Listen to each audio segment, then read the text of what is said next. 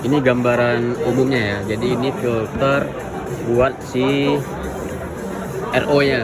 RO-nya ini buat nambahin si magnesium. Jadi sama-sama base aqua. Ini yang membran buat saring jadi air RO.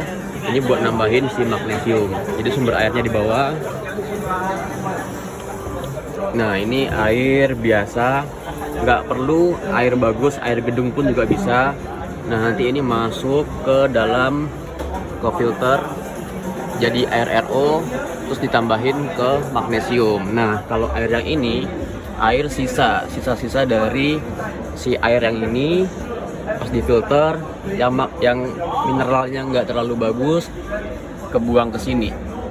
Nah, ini sebenarnya bisa diminum. Jadi mau pakai air gedung pun air sisa ini bisa diminum gitu. Jadi air yang bagusnya yang RO-nya ditambahin magnesium masuk ke selang mesin ini. Nah, itu mesinnya ini.